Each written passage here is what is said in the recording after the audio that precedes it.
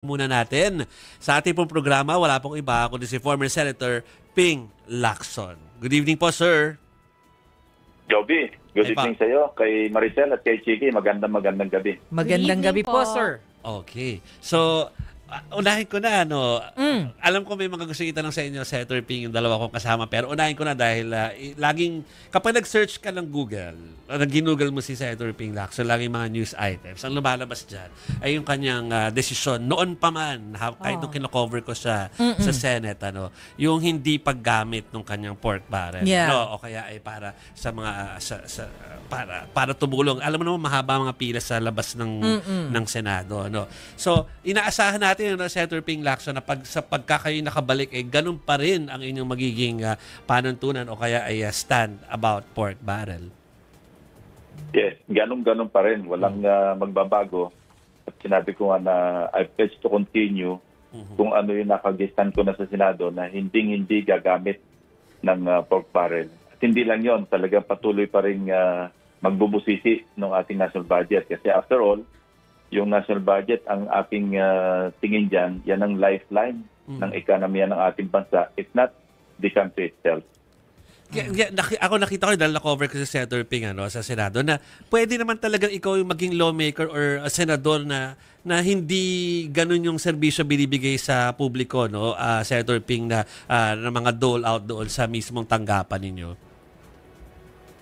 Tama yon, kasi ang talaga naman trabaho ng mababatas magbalangkas ng mga panukalang batas at magsagawa ng mga inquiry in aid of legislation. Kasi legislature so dapat ang talagang trabaho namin, huwag mag-iimplementa ng mga project. Kasi ang pag-iimplementa, iwanan natin sa executive branch. Hindi trabaho talaga ng mga mababatas yan. Pero Senator, si Maricel po ito, pupunta na po ako dun sa Maricel, hottest issue ngayon, sir. Kasi napapanood naman po natin yung Quadcom hearing. Kayo po nanggaling din naman po sa Senado. Kayo po dati ring naging hepe ng Philippine National Police.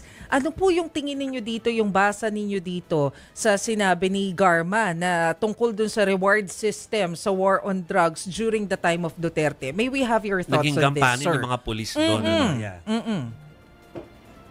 Unang-una, talagang matagal na namin naririnig na merong mga incentives, mga reward, na kung makapatay o kaya makahuli, lalo kung na mga top level, yung sa level 1, medyo mababa hanggang level 4, pataas ng pataas. So, ang kinalabasan, ang naging negative doon, maganda sana yung, kasi, punishment and rewards yung pinapanuntunan din. Sa amin din sa mga mission, pagka maganda yung na-accomplish yung mission, siyempre, bibigyan ng incentive, pero medalya, hindi pera. Ang nakasama kasi rito, pagka mayroong reward, nagiging over-eager yung ating mga kapulisan at minsan, nauwi na sa personalan. At kung hindi man, pinipilit na maka-score na sa ganon, makakuha ng reward money. Yun na rin yung sinabi ni General Garma na parang pardon the word, pero na parang na-prostitute na yung kalakaran sa operation laban sa droga. If that's the case, sir, I understand ongoing pa naman yung investigation. Pero ano po yung nakikita ninyong pwedeng maging ending nito? Paano natin to dapat tuldukan? Tapusin yung usapan. Ako kung sa aspect ng pagbabalangkas ng batas, ang isasangguni ko, ang solicited as it may be, dapat palakasin natin talaga at gawing independent yung tinatawag na Internal Affairs Service. Kasi sa ngayon, hindi masyado nakaka-function. Kasi hindi tulad sa ibang bansa, lalo sa Estados Unidos, kapag narinig ng pulis na sila ay pinapatawag ng Internal Affairs, talagang alam nila totohanan at meron silang pagkalalagyan kung may kasalanan talaga sila. So ang isang magandang gawin siguro pagka gumawa na ng, kasi need of legislation bukod pa doon sa pwedeng may mapala ng kaso na yung mga lumabas na mga ebidensya. Pero sa aspeto nga ng pagbabalangkas ng batas, mas magandang palakasin natin yung Internal Affairs Service ng nasya mga kasiwa doon sa mga abuso at saka mga violation ng mga pulis. Hindi lang yun, kasi nakalimutan na natin doon sa PNP law, meron doon tinatawag na People's Law Enforcement Board, yung PLED. Hindi na rin naging active. Yun naman, community-based yun Dangan nga lang, siyempre, pag sinabing pleb, ang iisipin mo, ang nangangasiwa diyan yung mayor, di ba? Dahil may mga members yan sa community, pero yung mayor yung parang nangangasiwa. So tama yung unang pahayag ni bagong DILG Secretary, John Vic Remulla, at ako'y sumasang-ayon sa kanya, na talagang dapat alisin yung politika doon sa pulis, tanggalin yung mga politika, yung mga pag-pull ng strings ng mga local politicians at saka mga ibang politiko na nakikialam doon sa affairs o sa mga operation ng pulis.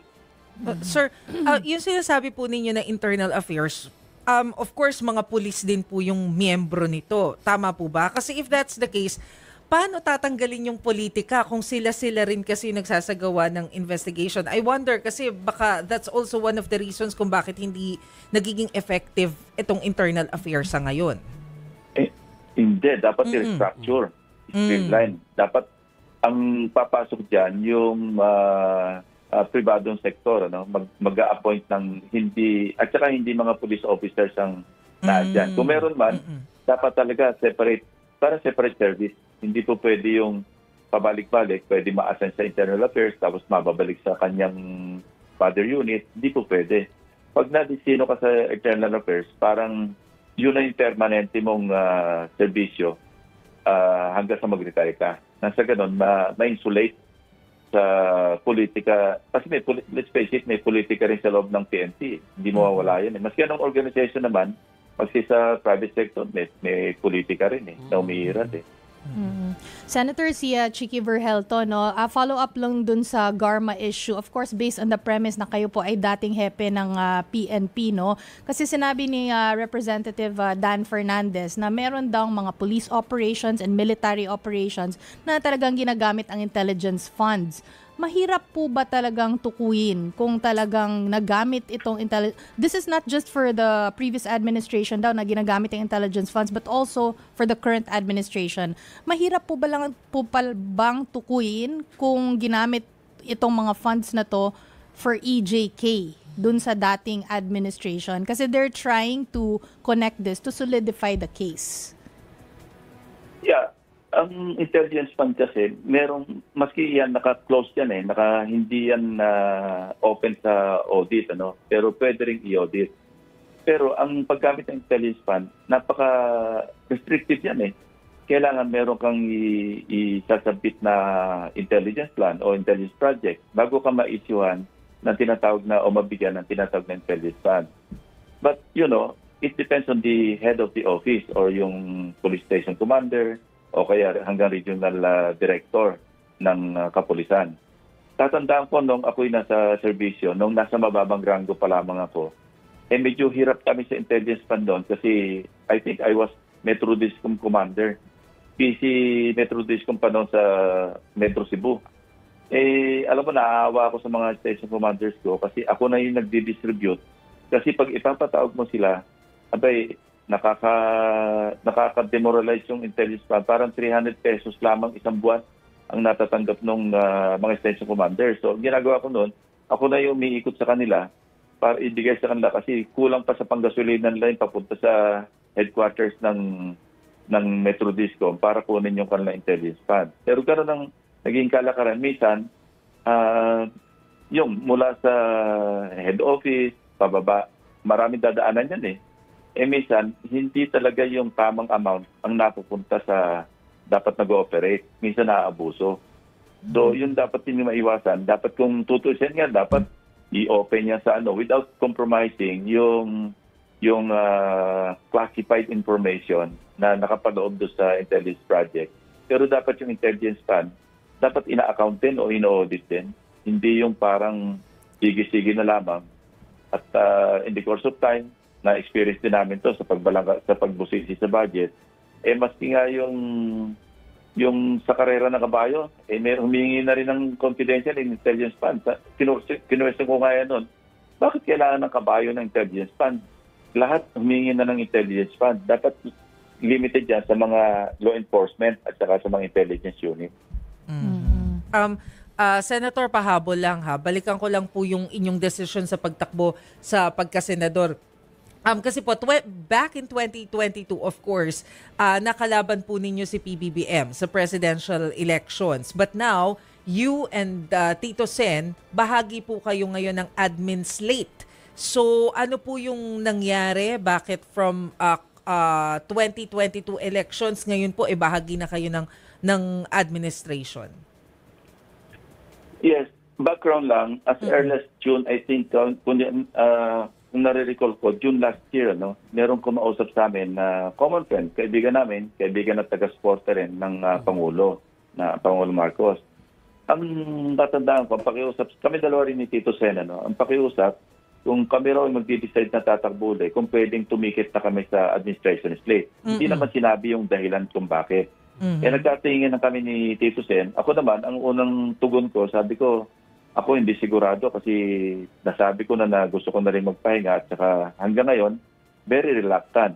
Ang sabi naman, kung sakaling tatakbo lang, kung pwedeng doon na tumikit. So, yun. At tuloy-tuloy kami dalawa ni Senator Soto, laging nagko-communicate tungkol dito. Siya, desidido kasi siya. Sabi ko, ayan, si Tito, desidido, pero ako talagang alanganin. But si Tito Sen, malaki rin yung naging influence niya doon sa aking naging decision dahil sabi niya, basta't iiwanan ko yung isang slate. Kasi nga, ang nangyari rito, alliances ng 5 major political parties. Isa na doon yung political party na pinamumunuan ni Tito Sen, yung NPC, Nationalist People's Coalition. Sabi niya, i-guest candidate kita, basta't naka-open yung isang slot sa'yo. Okay. Kung sakaling magbago ang isip mo.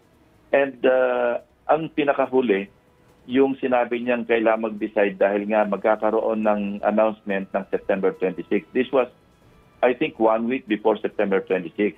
Sabi ko, as of now, talagang hindi pa rin ako desidido. Sabi niya, basta't naka-open sa yung isang slot. And then, ito, hindi ko pa naibahagi ito. Noong 25 September, merong nagpadala sa akin ng isang newspaper clipping, isang dati kong staff sa Senate. At nakalagay doon, out of the 12 na kasama sa slate ng administration, 10 lamang yung sigurado at 2 hindi pa sigurado, hindi pa pinal. At pinangalanan kami dalawa ni Senator Amy. So ang ginawa ko, parang dahil nga may hesitation ako, so sinabi ko parang naisip ko na rin, baka ito na rin yung isang dahilan na hindi ako tutuloy. So pinadala ko yung kay Tito. Sabi ko, Father, eto, paano naman akong pupunta bukas? Kung halimbawang naandun ako, hindi naman tawagan yung pangalan ko. Malamang sa hindi, sa ilalim ng sila ako dadaan palabas ng PICC kasi nakakahiya. Sabi niya, sige, understood and noted. Sabi niya, tawagan ko na lang yung secretariat. So, after a while, merong number na tawag ng tawag na hindi ko naman unknown yung number. Hanggang, tama-tama, meron naman akong board meeting natin na noon. Kaya inabutan ng gabi. Hanggang kinabukasan, nung nag-introduce, yung pala si Congressman Toby Tiangco. Hindi ko alam noon na siya pala yung campaign manager ng administrate nung alliance ng mga political parties. Kasi mag-aalas 9 na noon, sabi niya, Senator Ping, baka naman pwedeng mag-reconsider kasi mag-aanaw si Presidente. Sinabi ko rin sa kanya yung dahilan kung bakit atubili ako. Ang sabi niya, hindi, basta hintayin ka namin. Sabi ko, yan naman ang nakakahiya kasi alam mo, Toby, sabi ko, kung Toby, hindi ako nalilate sa mga appointments. Mag-alas 9 na, sabi sa akin ni Tito Sen, 9 o'clock mag-i-start. Ayun, nag-back and forth kami, mga 5 minutes, 10 minutes na interval. Apparently, he was also communicating with President Bongbong. So, noong bandang huli, meron pa siyang para suggestion na nasaan daw ako at pasundo Rosel Capter. Sabi ko, 2 months na yan. Yan ang hindi ko naman tatanggapin kasi I'm not playing difficult or hard, pero sobra na yan, sabi ko. Sa mga susunod na activities, maasahan nyo kung talagang decided na ako, hindi talagang pupunta ako. Ang pinakahuli, ang sinabi niya na talagang maghihintay at kasi naandun na nga pala, naka-announce, hindi ko rin naman alam na kasama talaga ako. So, gano'n na nangyari. Ang sabi, hintayin ka na lang daw na dumating at siguradong i-announce yung pangalan. So, nakakaya na dahil ang sinabi nga parang hindi na muna pupunta si Presidente kung walang signal na naandun ako. So yun, ganun ang naging istorya. So, I see. Mm-mm. Yes, sir. yeah. Ah. So, ganun ang nangyari. Ang tanong, bakit ako nasa administrate? Ang tanong ko rin is, why not? Ano? Kasi kung ikaw, iimbitahan ka ng ng administration, for example, maski hindi administration, may mag-imbita sa ng isang major political party na gusto kang gawing kandidato, guest candidate. Eh, napaka-arrogante mo naman siguro kung tatanggihan mo na ayokong katunayan. Noong 2016, ganyan din ang nangyari sa amin, ano? Na guest candidate kami ng Liberal, guest candidate kami ng partido ni Vice President Binay. So wala namang masama doon kung gagawin kang guest candidate. Ako kasi nag-file ako, wala akong CONA, yung Certificate of Nomination and Acceptance. Dahil independent nga yung aking, wala akong partido, kaya independent. Okay, last na lang. Singit ako Senator Ping, kausap namin si former Senator Honasan about last week, no? Sabi niya na magkakaroon kayo mga hiwalay na pagkakampanya na kayo-kayo lang na yung grupo ninyo dahil hindi nga kasali doon sa slate. Diba? So pinapa-confirm ko lang kung matutuloy nga yun na kayo may mga sariling lakad kung sakasakali.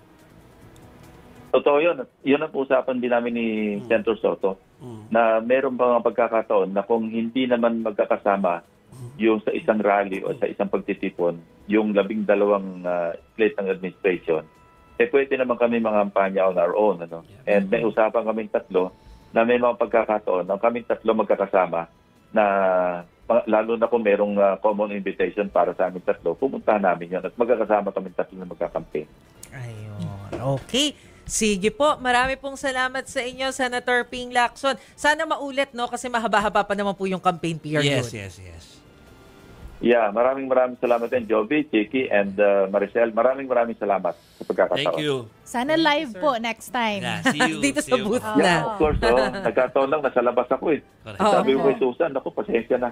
Yeah. Sige, thank you. Thank Salamat, you. sir. Salamat. Okay.